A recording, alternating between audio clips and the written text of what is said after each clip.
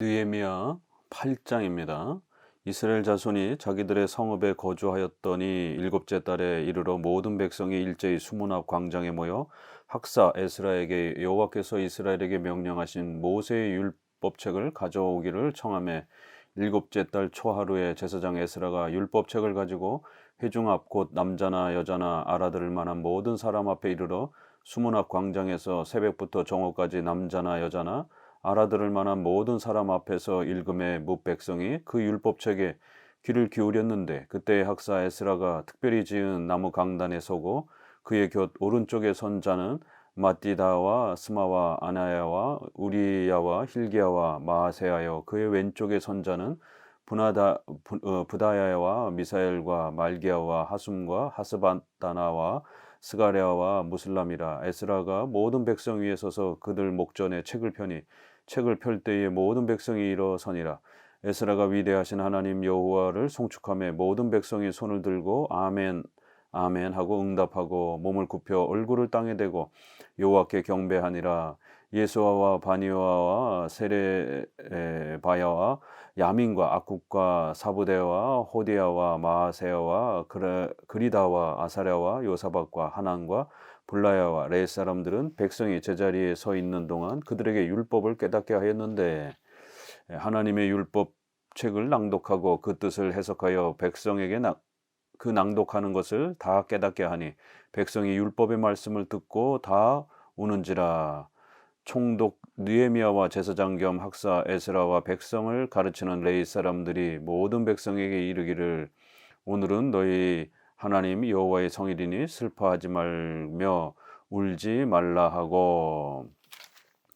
이제 8장에서는 새로운 종교개혁의 이러한 중요한 또 단면을 우리에게 보여주면서 교회가 건강하고 바르게 또 신앙을 회복하고 세워져 가기 위해서는 무엇이 필요한지에 대해서 느헤미야는 에스라의 이러한 또 종교개혁의 이러한 모습들을 우리에게 소개하면서, 이러한 에스라와 그 백성들을 통해서 표현되었던 이러한 종교개혁의 아주 중요한 모습들은 후대의 모든 또 교회들에게 본이 될 수 있는 중요한 원리임을 우리에게 가르치고 있습니다. 이제 백성들이 성전, 그 다음에 성벽이 이제 어느 정도 회복이 되자 제일 먼저 이렇게 또 제사에 대한 유월절과 이러한 제사에 대한 부분들을 또 회복하면서 제사에 이렇게 또 예배에 집중하는 모습을 보이게 됩니다. 그러면서 이제 그 예배의 하이라이트는 구약에서도 짐승 제사를 통해서 5가지 제사가 있습니다. 그런 짐승 제사들을 통해서 바로 장차 오실 예수 그리스도의 희생과 그 은혜를 비유적으로 모형적으로 이렇게 또 가르치고 보여주기도 했습니다. 그럼에도 불구하고 또 항상 제사장과 또 레위 사람들은 율법을 백성들에게 가르치는 또 이러한 중요한 또 성경 공부의 또 이 사역을 아주 중요한 업무로 또 그렇게 맡아서 관리하고 있었습니다. 이제 8장에서는 이 에스라는 또 이렇게 레위 사람 제사장 가문의 이러한 또 사람이었기 때문에 에스라를 통해서 또 레위인들을 통해서 이 율법의 이러한 하나님의 말씀을 배우는, 그걸 가르치고 배우는 이러한 아주 중요한 질서와 모습이 우리에게 소개가 되고 있습니다. 일곱째 달에 이르러 백성이 일제히 수문학 광장에 모였다 이러면서 8장에는 모든 백성이라는 말이 14번이나 이렇게 사용이 됩니다. 그래서 백성들 전체가 이 광장에 나와서 하나님의 말씀을 들으려고 애를 쓰고 몸부림치는, 바로 오직 성경으로 돌아가려고 하는 바로 이러한 모습, 이것이 바로 종교개혁의 근본이요 토대라는 것을 우리에게 가르치는 겁니다. 오늘 한국 교회는 온갖 퍼포먼스에 빠져서 중세 천년의 로마 카톨릭처럼 시각적인 감각적인 이러한 종교적 쾌락과 즐거움에 너무 많이 쇠락해 있고 빠져 있는 것을 보게 됩니다. 그러나 성경의 기독교의 본질은 그런 인간의 종교적 즐거움을 만족시키는 시각적인 감각적인 짜릿짜릿함과 화려함을, 시각적인 그러한 이 인상을 강하게 이렇게 표출하는 이러한 것이 올바른 게 아니라 오직 하나님의 말씀을, 그 율법을 듣고 배우고 가르치고 그 하나님의 말씀을 우리의 마음에 새기고 그거를 실천하려고 하는 이런 성경을 사랑하고 성경을 의지하고 성경과 함께 가는, 이걸 우리가 통상 성경 신앙이다라고 이렇게 표현을 합니다. 그래서 기독교는 성경으로부터 출발하고 성경 위에 교회가 세워지고 성도들은 성경과 함께 삶을 살아가는, 바로 이것이 기독교의 모습인 것입니다. 그런데 오늘날 한국교회는 성경을 중세시대 그 타락한 천년처럼 성경을 잃어버렸습니다. 중세시대가 왜 타락했습니까? 천년 동안 라틴어로만 사제들만 성경을 읽었고 성도들에겐 성경을 읽지 못하게 한 것입니다. 성경을 가르치지 않았습니다. 라틴어로만 이렇게 미사가 집전이 되니 어떻게 성도들이 그 성경의 내용을 알아들을 수 있겠습니까? 글자도 읽지 못하는 겁니다. 이렇게 성경으로부터 멀어지게 만드니까 교회는, 성도들의 신앙은 자연스럽게 타락하게 되는 겁니다.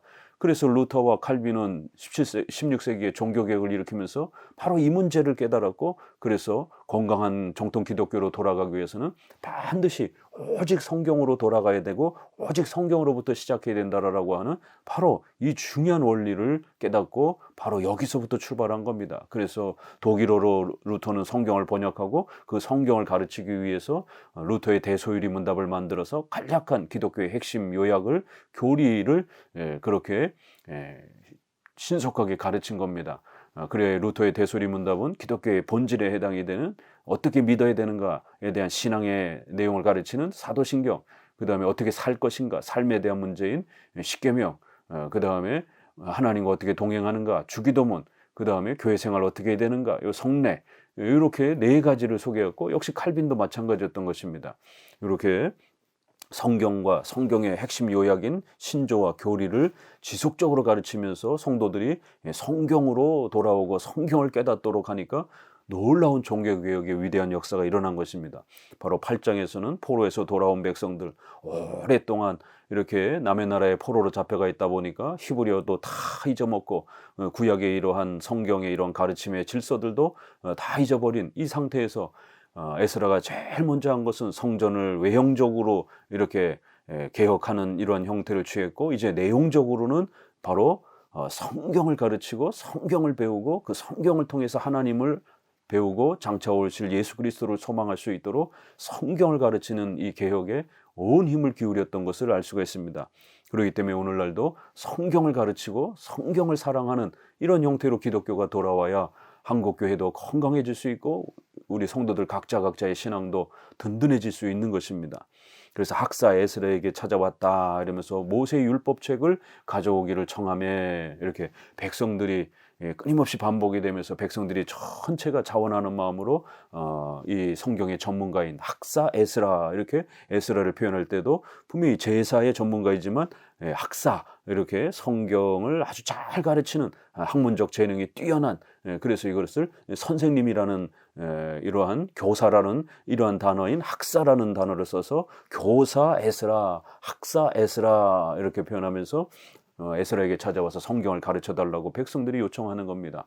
이렇게 전체 백성들이 14번씩이나 강조하면서 하나님의 말씀으로 돌아가기 위해서 얼마나 백성들이 애썼는지, 또 성경을 잘 가르치는 이러한 교사, 바로 신학자, 목회자를 얼마나 존경하고 또 이렇게 배우려고 했었는지, 그럴 때 또 학사 에스라, 성경을 잘 가르치는 이 지도자는 또 백성들을 성경으로 가르치기 위해서 얼마나 또 애를 쓰고 또 최선을 다했는지, 이렇게 종교개혁은 성경을 가르칠 수 있는 훌륭한 목사와 신학자가 존재해야 되고, 또 그 성경을 사랑하고 그 성경을 가르치는 목사와 신학자를 사랑하고 존경할 수 있는 이런 또 백성들의 마음, 이것이 두 개가 잘 합쳐졌을 때 어마어마한 종교개혁의 역사가 나타나는 겁니다.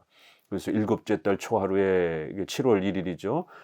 신년절이라고 하는 나팔절입니다. 이렇게 백성들이 모여서 율법책을 가지고 이렇게 회중 앞에 남자나 여자나 알아들을 만한 모든 사람들, 이렇게 남녀 모두 빠짐없이 아주 어린 갓난아기 빼놓고는 이렇게 알아들을 수 있는 모든 남녀노소가 다 같이 이렇게 나와서 성경을 배우고 싶어서 성경을 가르쳐 달라고 간절히 요청하는 겁니다. 참 이런 모습이 얼마나 귀합니까? 오늘날에는 성경을 가르치려고 이렇게 목회자가 다가가면 듣기 싫다라고 너무 설교가 길다라고 강의 설교는 최소한 1시간 정도 하는 것이 종교개혁 시대부터 지금까지 공통된 특징입니다. 왜냐하면 30절, 40절 이런 한 장 전체를 설명하려고 하니까 20분 가지고는 설명이 안 되는 겁니다. 그렇기 때문에 강의 설교는 깁니다.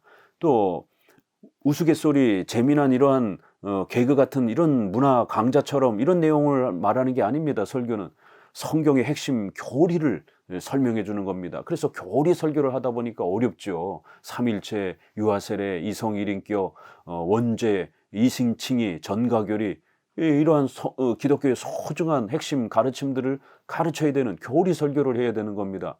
그러다 보니까 처음 들을 때는 어려운 겁니다. 그러니 성도들이 듣기가 너무 어렵다라고, 잠만 온다라고, 설교가 너무 길다라고, 차라리 재밌는 찬양 많이 하고 퍼포먼스 많이 하고, 차라리 요즘엔 또 뭐 간증을 한다 그래가지고 또 설교 대신에 간증을 하고, 이렇게 성도들은 설교를 듣기 싫어서 아주 몸부림을 치는 것입니다. 설교는 점점 줄어서 이제 20분, 15분대로 줄어들었고, 나머지 퍼포먼스로 이렇게 예배를 채우는 그런 시대가 되었습니다.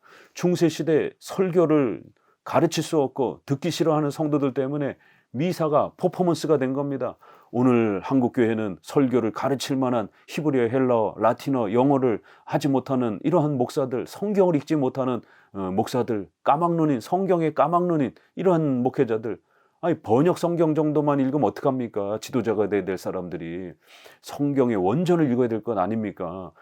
성경을 가르치지 못하는 학문적 재능을 갖추지 못한 목사들, 또 성경의 이러한 설교를, 강의 설교를, 교리 설교를 듣기 싫어하는 성도들, 그러니 교회가 저절로 타락하는 겁니다. 신앙이 붕괴가 되고 기독교가 온갖 미신적인 샤머니즘적인 이러한 여러 가지 기독교가 이렇게 이상한 미신적 형태로 붕괴가 되고 망가지는 것입니다. 알아들을 만한 모든 사람들이 이르러 3절에도 남자나 여자나 알아들을 만한 모든 사람들 앞에서 이제 성경을 읽어주었다. 이렇게 성경을 읽어주고 그 성경을 듣고 뭇백성이 율법책에 귀를 기울였는데 하나님의 말씀을 잘 귀담아 듣는 겁니다. 이렇게 청각적인 예배를 드려야 되는 겁니다. 시각적으로 화려하고 감각적으로 이렇게 짜릿짜릿한 이러한 예배는 비성경적 예배입니다. 하나님의 말씀을 온전히 귀 기울여 듣는 겁니다. 하나님의 말씀을 전심으로 가르쳐 주는 겁니다. 에스라가 특별히 지은 나무 강단에 서고 이렇게 강단에 서서 열심히 성경을 가르쳤다라고 이렇게 말합니다. 그런데 오늘날 한국 교회의 이러한 앞부분의 이러한 강단은 어떻습니까? 전부 다 무대 형태로 바뀌었습니다. 그 큰 이렇게 평면 형태로 무대로 바꿔가지고 온갖 그러한 여러 가지 퍼포먼스를 하는 무대로 바뀌어 버렸습니다. 과거에는 로마 가톨릭은 제사를 드리는 제단 형태로 이렇게 만들어 놓은 겁니다. 우리 종교개혁 시대 때의 이 강단을 보십시오. 벽에다가 이렇게 강대상을 박아놔가지고 설교하는 기능으로만 그렇게 사용하도록, 그래서 이렇게 목회자가 그 벽에 붙어있는 강대상에 올라가서 하나님의 말씀을 이렇게 백성들을 내려다보면서 설교합니다. 왜 그렇습니까? 말씀을 우러러보라라고 하는 그러한 자세와 태도가 그렇게 강단을 설치하는 모습에도 그 신학의 정신이 담겨 있었던 겁니다. 이렇게 강대상의 배치와 모습만 봐도 각 교파의 신학적 성격을 알 수가 있는 겁니다. 나무 강단을 세워놓고 화려한 이런 거를 거부하는 겁니다. 성경을 가르칠 수 있는 나무 강대상 하나 정도 놓고 열심히 성경을 가르치는 겁니다. 오른쪽에 왼쪽에 이렇게 레위 지파 사람들을 세우고 사람들이 많기 때문에, 또 그 다음에 또 이렇게 히브리어나 아람어로 이렇게 백성들을 가르쳐야 또 그 시대에 공용어이기 때문에, 왜냐하면 페르시아에서 오랫동안 살았기 때문에 또 이제 이런 문제가 있는 겁니다. 그래서 이제 그러한 또 통역과 또 이 번역에 또 이런 문제가 있는 것이죠. 그래서 백성들이 알아들을 수 있는 말로 또 레위 사람들이 또 그 역할을 해주는 것입니다. 그래서 양옆에 또 그렇게 배치를 해서 에스라가 먼저 성경을 가르치면, 한 소절을 가르치면 옆에 있는 레위 사람들이 그거를 알아들을 수 있는 말로 그렇게 또 열심히 가르친 겁니다. 그래서 그들 목전에 책을 펴니 책을 펼 때에 모든 백성이 일어서니라. 이렇게 하나님의 말씀을 듣는데 우리가 감히 어떻게 설 수 있느냐 이러면서 먼저 존경의 태도를 보이는 겁니다. 그래서 일어서는 겁니다. 왜 이렇게 높은 사람이 오면은 대통령이 들어오면 일어서는 것처럼 그렇게 먼저 하나님의 말씀을 듣기 전에 존경의 표시로 일어서서 잠깐 그렇게 존경의 표현을 한 다음에 그리고 나서 다시 앉아서 말씀을 듣는 겁니다.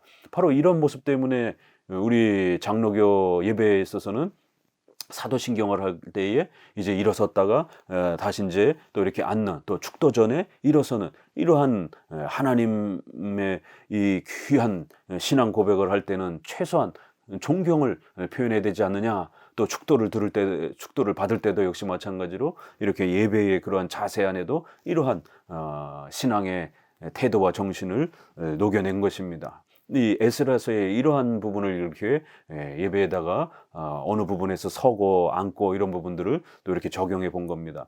그래서 에스라가 위대하신 하나님 여호와를 송축하고 그러자 백성들이 아멘하고, 오늘날에도 이러한 모습이 그대로 또 어느 정도 남아있지 않습니까? 목회자가 하나님 말씀을 전하면 백성들이 또 중간중간에 아멘으로 또 그 말씀이 하나님의 말씀으로서 그대로 성취될 줄로 믿습니다 이러면서 또 아멘으로 이렇게 화답하기도 하는 겁니다.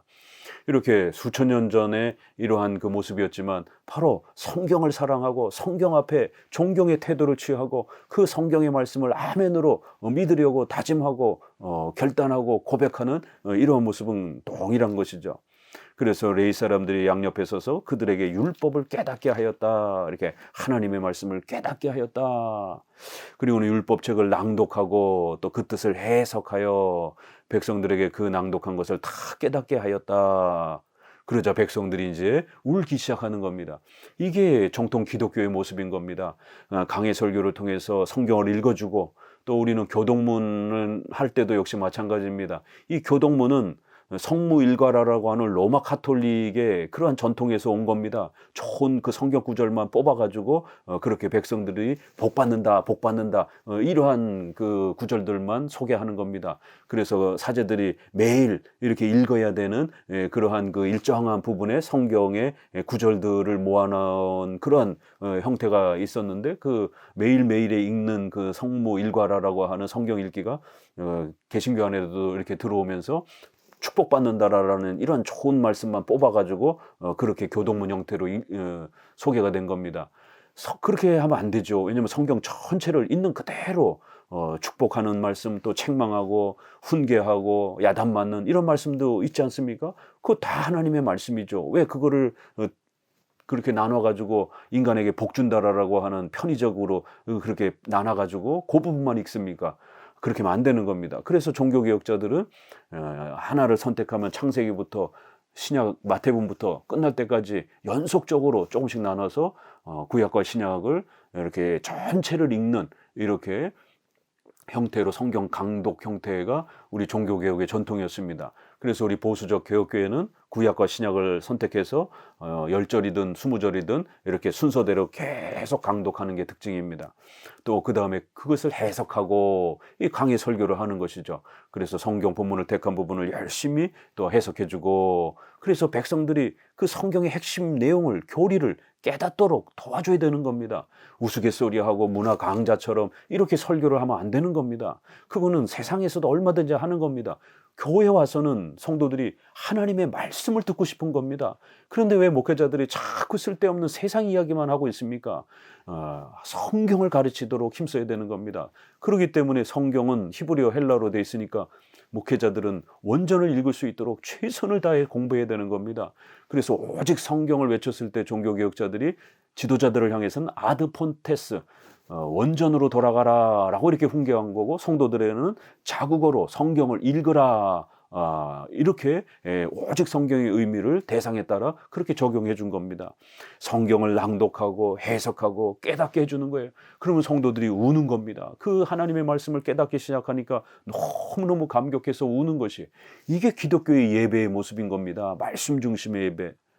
우리가 사도행전 24장 32절에도 보면은 제자들이 엠마오로 가던 제자들이 낙심해가지고 그렇게 힘들어 있을 때 부활하신 예수님이 나타나셔서 기적을 일으키게 하는 게 아니라 성경을 자세히 풀어서 가르치니까 그들의 마음이 성경을 풀어주실 때 마음이 뜨겁지 아니하더냐, 이런 역사가 일어나는 겁니다. 성경을 가르치려고 애를 써야 되는 겁니다. 성경을 가르쳐야 성도들의 마음이 뜨거워지고 신앙이 성장해 가는 것입니다. 이렇게 백성들이 울면서 회개하고 하나님을 바르게 사랑하겠다라고 하는 신앙 고백들의 결단들이 이렇게 일어나는 놀라운 신앙의 개혁, 교회의 개혁이 일어난 겁니다. 10절 느헤미야가 또 그들에게 이르기를 너희는 가서 살찐 것을 먹고 단 것을 마시되 준비하지 못한 자에게는 나누어 주라. 이날은 우리 주의 성일이니 근심하지 말라. 여호와로 인하여 기뻐하는 것이 너희의 힘이니라 하고 레위 사람들도 모든 백성을 정숙하게 하여 이르기를 오늘은 성일이니 마땅히 조용하고 근심하지 말라 하니 모든 백성이 곧 가서 먹고 마시며 나누어 주고 크게 즐거워하니 이는 그들이 그 읽어 들려 준 말을 밝히 알미라. 13절 그 이튿날 뭇백성의 족장들과 제사장들과 레위 사람들이 율법의 말씀을 밝히 앓고자 하여 학사 에스라에게 모여서 율법에 기록된 바를 본즉 여호와께서 모세를 통하여 명령하시기를 이스라엘 자손은 일곱째 달 절기에 초막에서 거할지니라 하였고 또 일러스되 모든 성읍과 예루살렘에 공포하여 이르기를 너희는 산에 가서 감람나무 가지와 돌 감람나무 가지와 화석류 나무 가지와 종려나무 가지와 기타 무성한 나무 가지를 가져다가 기록한 바를 따라 초막을 지으라 하라 한지라. 백성이 이에 나가서 나뭇가지를 가져다가 혹은 지붕 위에 혹은 뜰 안에 혹은 하나님의 전뜰에 혹은 숨은 광장에 혹은 에브라임 문 광장에 초막을 짓되 사로잡혔다가 돌아온 회중이 다 초막을 짓고 그 안에 거하니 눈의 아들 여호수아 때부터 그날까지 이스라엘 자손이 이같이 행한 일이 없었으므로 이에 크게 기뻐하며 에스라는 첫날부터 끝날까지 날마다 하나님의 율법책을 낭독하고 무리가 이레 동안 절기를 지키고 여덟째 날에 규례를 따라 성회를 열었느니라. 결국 성도들이 하나님의 말씀을 잘 깨닫고 그 이해하고 하나님의 말씀을 사랑하기 시작하니까 자기들이 포로의 이 생활 속에서 이 제사를 등지고 외면하고 하나님 앞에 범죄하여 그렇게 벌받고 이런 장면들이 바벨론의 포로로부터 70년 동안의 그 모든 생활 또 그 다음에 하나님의 역사를 통해서 다시 포로에서 귀환하여 이 예루살렘 땅으로 돌아와서 성전을 다시 지을 수 있게 된 이런 모든 역사 하나님의 도우심과 섭리의 역사가 깨달아지니까 울기 시작하는 거예요. 한편으로는 죄에 대한 회개, 한편으로는 하나님의 섭리의 도우심의 그 감격스러움 때문에 울기 시작하면서 하나님 앞에 이렇게 또 나아가기 시작하니까 오히려 이렇게 지도자들이 백성들이 너무 많이 울고 이렇게 하다가 이렇게 건강을 잃을까 봐 오늘은 성일이니까 거룩한 이제 주의 성일이니까 너무 이렇게 울지 말고 마음을 추스려서 이제 하나님 앞에서 또 이렇게 앞으로 더 예배를 잘 드리도록 다짐하고 이제 일상생활을 또 회복할 수 있도록 하라라고 이렇게 권면을 하는 겁니다. 그러면서 여호와로 인하여 기뻐하는 것이 너희의 힘이라. 이 소위르문답 1문입니다. 사람의 제일 된 목적은 무엇입니까? 하나님을 영화롭게 하고 그 하나님을 영원토록 즐거워하는 겁니다. 하나님만이 살아계신 하나님이시고 예수님만이 유일한 구원자이심을 우리가 인간이 깨닫고 그 예수님 때문에 우리가 죄사함 받고 하나님의 자녀가 될 수 있다는 것, 하나님을 모시고 하나님을 영화롭게 하며 살 수 있다는 걸 깨닫는 것, 이것이 인간에게 있어서 가장 큰 기쁨이요 즐거움이요 인간의 바로 사는 본질적 목적이라는 것을 다시 한번 이렇게 에스라가 성경을 사랑하고 회개하며 이제 하나님 앞에 바르게 살아가겠다라고 다짐하는 성도들에게 우리가 어떻게 살아야 되는가, 우리가 하나님 앞에서 어떤 모습을 갖춰야 되는가, 세상의 부귀 영화나 세상의 권력 이런 것보다도 오직 하나님을 알고 하나님을 사랑하고 장차 올 예수 그리스도를 통하여 우리가 구원받는 바로 여호와로 인하여 우리가 기뻐하고 즐거워하며 그 하나님을 영화롭게 하며 살아가는 이러한 바른 마음을 갖추는 것, 이게 기독교고 이게 바로 우리 인간에게 있어서 가장 큰 행복이요 가장 큰 복이다라고 이렇게 우리의 힘이요 우리의 복이요 우리의 영원한 바로 기업의 선물이다라고 이렇게 기독교의 본질이 무엇인지를 백성들에게 성경을 통해서 가르쳐 준 것입니다. 기독교는 부자가 되기 위한, 권력을 차지하기 위한, 또 무슨 남북 통일을 하고 정의, 평등, 인권을 세워가는, 이건 기독교가 아닙니다. 방언을 하고 뭐 쓰러져서 예언을 하고 뭐 신비 체험을 하고, 이건 기독교가 아닙니다. 성경을 통해서 하나님이 누구신지, 예수님이 누구신지를 알고 그 하나님을 나의 아버지로, 예수님을 나의 구세주로, 그리하여 하나님을 영화롭게 하며 하나님을 기뻐하며 하나님과 동행하며 하나님의 뜻에 순종하며 이렇게 살아가는 이러한 삶, 이것이 가장 행복한 바로 우리 인간에게 있어서 복된 소식이라는 것을 다시 한번 기독교의 본질이 무엇인지를 이렇게 아주 정확하게 정리를 해준 것입니다. 그러자 백성들이 이제 울음을 그치고 그 예배의 날을 기뻐하면서 그 예배를 감격스럽게 하나님 앞에 돌리면서 이제 일상생활로 돌아갑니다. 그러면서 그 읽어준 것들, 또 들려준 것들, 바로 그 하나님의 말씀을 밝히 더 알게 되었다. 이렇게 계속해서 에스라가 말씀을 가르치고 백성들이 그거를 듣고 그 말씀을 깨닫고 그리하여 하나님의 말씀에 순종하기로 결단하고, 그래서 백성들이 큰 기쁨에 이렇게 회복이 되는 이러한 모습을 성경을 통해서 백성들이 강해 설교를 통해서, 교리 설교를 통해서 백성들이 어떻게 회복되어져 가는지를 아주 자세히 소개를 하는 겁니다. 그리고 이제 13절에는 백성들이 돌아가고 난 다음에 지도자들이요, 족장들, 제사장들과 레위 사람들이 학사 에스라에게 다시 찾아와서 율법의 말씀을 더 많이 알고 싶어서, 이제 이분들도 많이 이제 지도자지만 에스라만큼은 알지 못했기 때문에 더 많이 가르쳐 달라라고 이렇게 도움을 요청하는 거예요. 학사 에스라에게 모여서 율법에 기록된 바 이렇게 모세에게 명한 그 하나님의 말씀 우리가 더 알고 싶습니다. 이렇게 종교 지도자들은, 교회의 지도자들, 목사님, 또 강도사님, 전도사님들은 또 목사님한테 배우고, 또 목회자들은 신학자한테 배우고, 이렇게 성경의 전문가 선배들에게 더 열심히, 종교 지도자들은 또 이렇게 부지런히 성경을 배우는 겁니다. 히브리어, 헬라어 목회자들이 잘 모르니까 또 이렇게 저와 같은 신학자들의 도움을 받아가면서 또 이렇게 성경의 원전의 이러한 풍성한 의미들을 또 열심히 배워 가셔야 되는 것입니다. 그래서 성경에는 신약의 신학자도 목사와 교사요 했을 때 이 교사가 주일학교 교사가 아니라 바로 신학자를 말하는 겁니다. 신학자는 이렇게 또 성경에 더욱 특별한 은사를 가진 자로서 또 목회자들을 도울 수 있도록, 그렇게 또 하나님은 전문가 위에 더 특별한 전문가의 직분을 허락하시고 그들에게 어학적 은사를 주셔서 성경을 더 풍성하게 연구하도록 그러한 또 직분의 구별을 주신 것입니다. 이렇게 종교 개혁이 일어나니까 지도자들이 더 열심히 성경을 연구하려고 또 성경의 전문가인 학사 에스라에게 찾아와서 온 힘을 다해서 성경을 배우는 이러한 모습이 소개가 되는 겁니다. 그래서 성경을 잘 배우고 나니까 유월절, 오순절, 초막절, 이 세 3대 절기가 구약에서부터 하나님이 세워주신 가장 중요한 이 예배적 전통인데 이 부분을 너무 많이 잃어버린 겁니다. 그리고 이제 7월 달이면 7월 10일은 1년에 딱 한 번 대제사장이 성전에 들어가면서 죄를 속하는 이러한 제사를 행하는 대속죄일입니다. 그리고 7월 15일은 바로 초막절, 유명한 이제 행사입니다. 이거를 임박해 오고 있는데 본인들이 너무 준비를 안 한 걸 깨달은 겁니다. 이렇게 말씀을 깨달으니까 예배를 어떻게 드려야 되는지, 신앙생활을 어떻게 해야 되는지, 삶을 어떻게 살아가야 되는지, 이것이 성경적 원리들이 깨달아지는 거예요. 그래서 급히 찾아와서 이걸 어떻게, 그럼 우리가 유월절 또 초막절, 이 유대인의 이 3대 절기를 어떻게 회복해야 됩니까? 특별히 이제 7월 달에는 초막절을 지켜야 되는데 어떻게 해야 됩니까? 그러니까 이제 학사 에스라가 자세히 가르쳐 주는 거예요. 그래서 이러한 규정을 따라서 초막을 짓고 초막절을 지켜라. 이렇게 해서 백성들이 배운 바대로 그렇게 초막절을 잘 이제 수행을 합니다. 그리하여 눈의 아들 여호수아 때부터 지금까지 이스라엘 자손이 이같이 제대로 이렇게 초막절을 잘 이렇게 행한 적이 없을 정도로 성경을 에스라를 통해서 잘 종교 지도자들이 배우고 또 그 지도자들을 통해서 백성들이 잘 배우니까 성경적인 이런 예배와 제사가 회복이 되면서 하나님이 기뻐하시는 그러한 초막절이 아주 훌륭하게 그렇게 집행되었다라고 이렇게 말합니다.